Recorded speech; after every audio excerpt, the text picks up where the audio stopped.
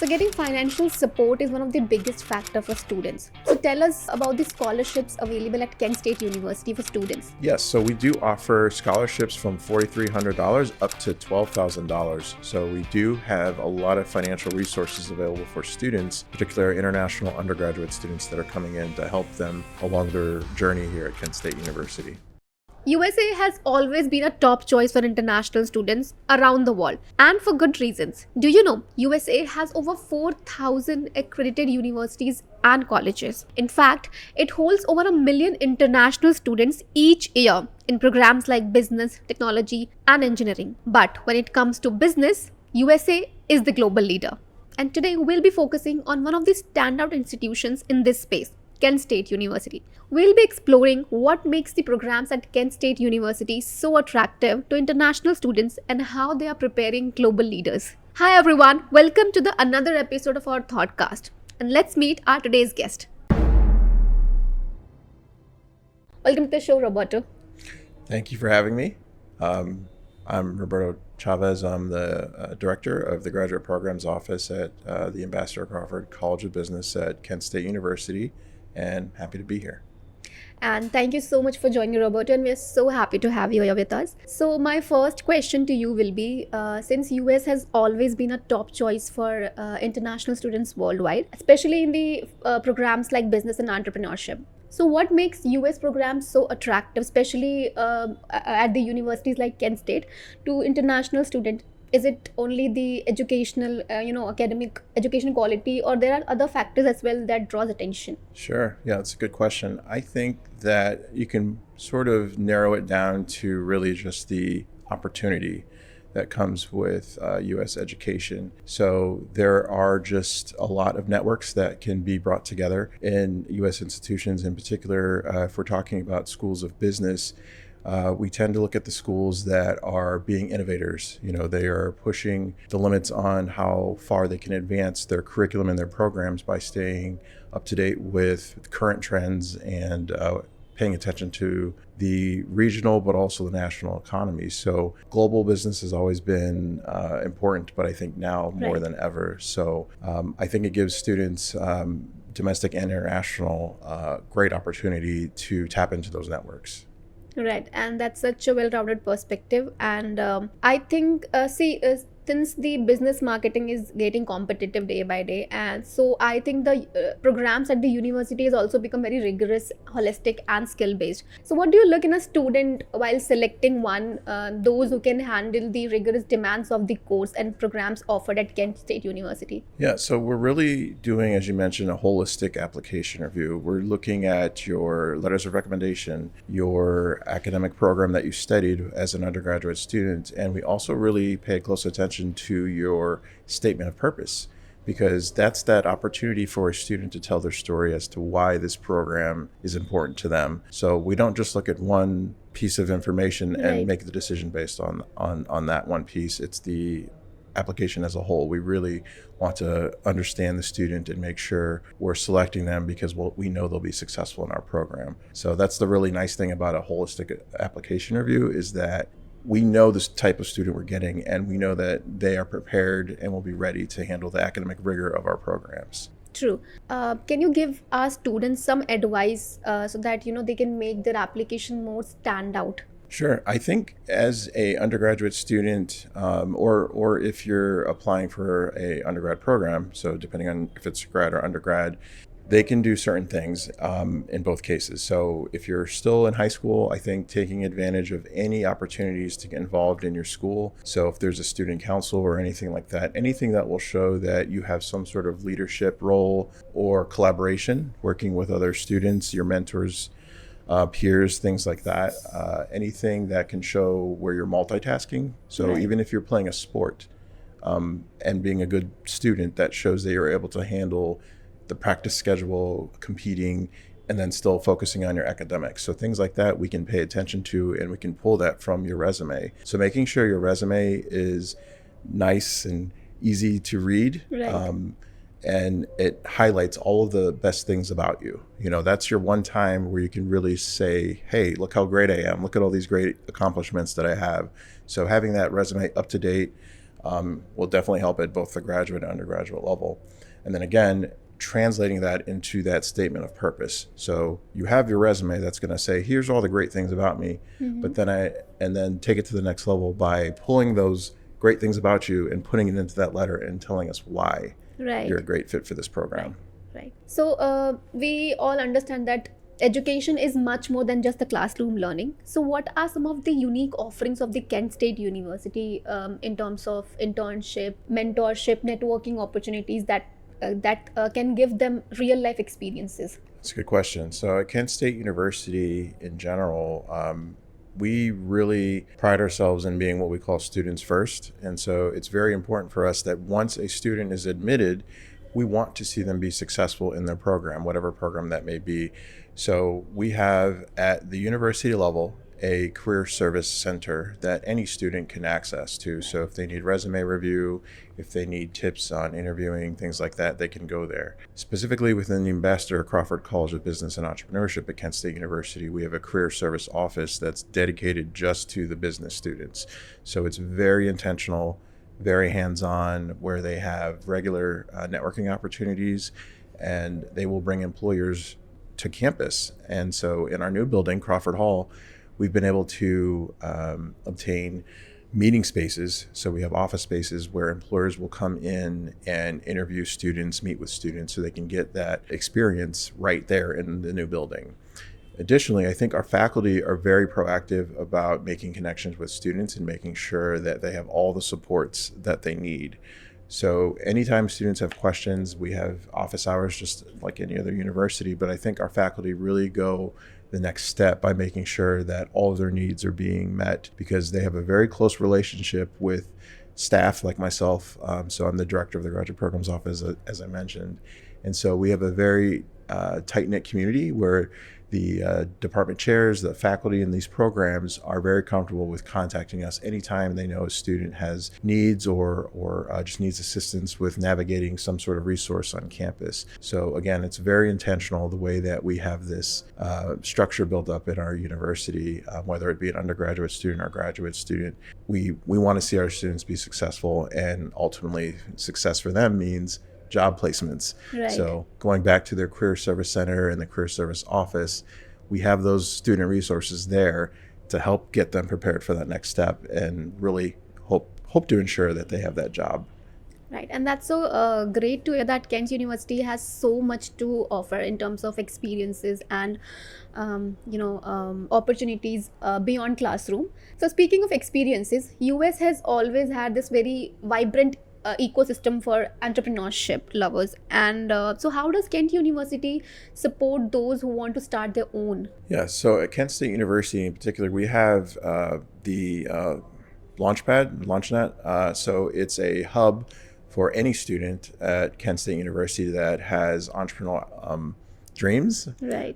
So they really start early on in just getting funding, kind of planning out what's the first year going to look like, that sort of thing. So, and this is free to any Kent State University student. Again, going back to the college and the Ambassador Crawford College of Business and Entrepreneurship, we have the Brinzo Lab, which is like an entrepreneurship hub as well. So students who are in the entrepreneurship major, as well as other students who aren't in the entrepreneurship major, can take advantage of that space. And it's just a space there for them to work. There's desk space there. There's boards for them to write up their ideas and things like that. And then Professor Rowland, Dr. Sean Rowland, he oversees that, and he's there to help students as well. So again, a lot of students first, and meeting them where they are and trying to give them the help and support that they need, whether it be an entrepreneurial dream that they have, and Right. and they want to kind of figure out how to take this idea from idea to actual business. So we've done that many times with other students, but in particular, we had one student, international student, who had an idea of how can I create something that will help international students find housing. And so he did. The name is escaping me right now, but I know it's something with mates. So I can't remember it off the top of my head, but the app is still being used now by students who need to find housing quickly. And so it shows them where these houses are and how to contact those individuals. That's really amazing, and it's so good to hear that Kent University support the dreams and initiative of the students so much. So, the major concern of all the students around the world, especially international students, is getting a job after completing their degree. So, how's the job market in US? So the job market in the U.S. has actually been quite good. We have had one of the lowest unemployment rates in quite a while. So I think last time I checked, it was around 4.3%. So it is going very well. We have seen a shift in the particular areas of opportunity more towards technology, analytics, anything really in IT related.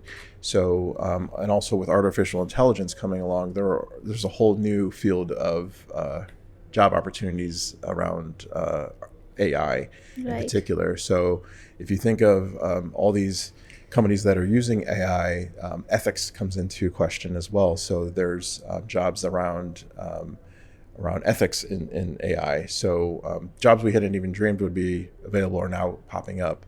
So one thing that I would say Kent State prides itself in is our faculty are very much in touch with industry. And so we regularly will review our curriculum to make sure that our curriculum aligns with what the industry is expecting and wants to see in their next employee that comes out from our programs.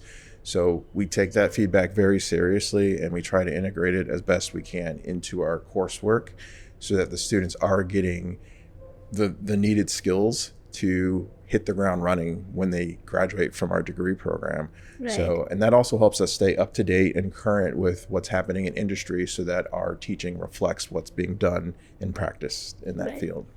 That's good that that's good that Kent University is going parallel with the demands of the industry, so that it will help also students to come out of the traditional way of learning things. And since the job market and the industry also demands a skill based learning nowadays rather than just your theoretical based learning, so Absolutely. that's very great. So I have this question for you, for the student, on behalf of the students who are planning to study in USA or who are thinking to study in USA. So we have seen, a lot of things in movies, like the life of a student in USA is so vibrant, so colorful, and it includes a lot of parties and all. So is it like this, or is it just in the movies that shows them? Good question. Yes. So some of those aspects are obviously true in some cases. Right. Students do tend to use their free time to relax and maybe gather with some friends. But I'd say the normal experience for a student studying in the US is after classes, they tend to meet up with groups, get lunch, grab dinner, grab coffee, things like that. And usually they'll go to the library to study because that's usually the best place to get work done. It's a Right. quiet space. True. Um, but usually it's exploring the area, taking a trip to the local park, to walk a trail or something like that, or sightseeing over the weekend when they have free time. But what we really hope to see is that students are just connecting with each other, right? We really want you to meet somebody who has a different background from you, who has a different upbringing, because I feel like that diversity is really what drives innovation and learning in the True. classroom. So inside the classroom, obviously you have a instructor who's lecturing you and telling you these great things, but then I feel like it's the learning that happens outside of the classroom. In the U.S., where those conversations about, hey, did you think about what the professor said today, and what do you think? So Right. those organic conversations that can happen on campus, whether it be in the library or in a coffee shop, that's really where I think that learning happens because they're making those connections. Right, and I've also heard that the student and teacher relationship, there is more of a student mentor relationship kind, not just a strict Indian like Indian teachers. Yes. Okay, so since you work so closely with students, I want you to tell our audience, like, what are some of the common concerns of the international students when they are looking for a university, or especially when they are looking to start their education journey in US, or maybe they should be aware of a few things when if they are planning to come to US. Yes. So some of the main concerns are very common, which are financial related. Usually, it's finding funding, so scholarship opportunities, graduate assistantship opportunities if they're a graduate student, that sort Right. of thing. So that's number one. And there are scholarships out there and available to students. One thing for students to look at is the schools that they're researching. Are they R1 or R2, or do they even have a research designation? So the U.S. and I think this is international, has a designation system for low to high research activity. So those schools that have the R2 and even I'd say R1 more so just indicates that there's very high research. And usually what comes with that are more research assistantships, teaching assistantships, opportunities, so more funding opportunities for students to take advantage of. So I would recommend students, particularly those who are looking at STEM field or any areas where there is going to be a lot of research happening, to look at institutions that have that designation, because that could ultimately help them with those funding opportunities. I think another area that maybe students may have concern around is how well they'll fit into this new Right. environment. And I can completely understand where they're coming from. So it's a whole new place. It's very different. Right. The climate's different. The food's different. The people talk very differently than what you might be used to. So I think students need to go into it with a very open mind and be very flexible to this new environment. There are a lot of people at the university who are there to help and want to support them with adjusting to this new way of living. Right. So I would say reach out, try to find a mentor and someone that you can connect with early on that can help guide you through the whole process, because I think that will be a really good resource. And then make friends. The people that are in your classroom with you, that's your best resource, because those are kind of like your colleagues Right. that are going to be with you for the next year to 4 years, depending on if it's undergrad or graduate. So make those connections. I think networking is like one of the most important things I think a student should try to do as early on as possible, because it will help them ultimately throughout their whole career. We've had students that have made connections in that first class, and they are still friends, years after graduation. Right. So it's a really, really nice thing. I still have connections with people who I studied with in my undergraduate, and they're some of my best friends. And they're all in different industries. So you never know when you might need a favor or someone that can help you with a job recommendation. Right. And they might be working at that company that can help give you a recommendation there. Totally agree, since it's like stepping into a whole new world, so it's very genuine for students to get concerned about the culture and how they will adjust there. And it's nice to hear that US has such a vibrant student life, and it's like culturally very diverse for students as well, so that they will get to learn new experiences and about new cultures and all. Another main concern of the students is like sustaining there about the living cost. So they look for part-time jobs, maybe paid internships. So are there enough part-time jobs available in USA to sustain them? So in most institutions or any university a student would be attending, they have on-campus jobs. That's probably the best resource for international students to look into, because number one, they know students need Right. part-time work, and number two, they are the most flexible because they know you're a student. So you're student first, employee second. Oh. So they want to make sure they're being flexible and working around the students' class schedule. So most institutions will have some sort of job database that they can search for all the jobs that are on campus. And the same goes for internship opportunities. Typically, they'll have job opportunities that are in the region, so within driving distance, hopefully, in most cases, and they can access those through like a general career center. Most institutions in the U.S. will have that, if not all of them. Will have that career center as a resource to help them Right. navigate how do they apply, how do they identify these job opportunities, which ones are a good fit for them based on their skill sets. So again, there are a lot of resources. The challenge, I think, is identifying them. Like, how do I find the help? Who can help me with this question? True. So Yeah. I think that's where students need to be more vocal, and you can't really be shy. You have to raise your hand and ask that question. So talk to your advisor, talk to your faculty member about these concerns, and they can help point you in the right direction and tell you who can help you. Right. It's like stepping out of your comfort zone. And it's very important actually for anyone, not only just students, for anyone. So for my last question, I would ask you, what's that one thing would you like to say to our students who are planning to study in USA? One thing I would say is, I think I mentioned this earlier, go into it with an open mind, be flexible, and just be prepared to learn about a lot of different cultures and backgrounds when you come to the US, because there's a lot of different ideologies and things like that. But when it comes to the classroom, people will come together in new ways that you never thought or expected. So it's this really great melting pot of thoughts and ideas. And I think it's a good thing. Even if you disagree with each other, it's okay, because they're going to bring in a new thought process or opinion that you may have never thought about, that will get you thinking in a different way. It may not change your opinion, but you might say, oh, I never thought about it that way. And so you'll learn from these difference in opinions and thoughts. So come into it with an open mind. I'd say, secondly, be a little prepared for different weather, because Right. depending on which part of the US you're in, you're going to get maybe some very extreme cold or very, very hot temperatures. So that's another thing to adjust. And then obviously the time change, that's something that some people struggle with, myself being one of them, when I travel.